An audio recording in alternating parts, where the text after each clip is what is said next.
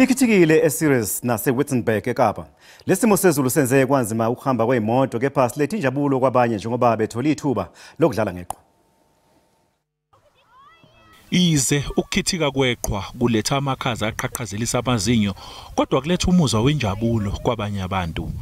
Abazali bebehambe eqhweni ngemuva kokukhithika eWestern Cape nokudalwe lamakhaza ashubisa umkantja.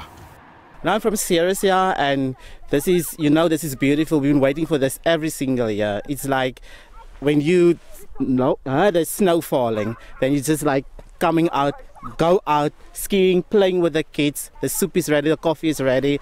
Uhulumeni wase-Western Cape unxusa abashayeli ukuthi bangaphumeli ngaphandle kwemingcele yomasipala babo uma ngabe befuna ukubuka iqhwa. Motorists are requested not to travel outside their municipal areas. This includes going to the areas of Ceres, op die Berg, Prince Alfred Hamlet, in particular where snowfall is prevalent. Ize kunjalo, imindeni eminingi ibiyimisele ngokuyijabulisa eqhweni. We waited for about an hour at the roadblock, but it was well worth it, and we're having great fun. It's the first time these two are seeing snow. We brought our dogs, the first time they're seeing snow, so it's a great outing for the family.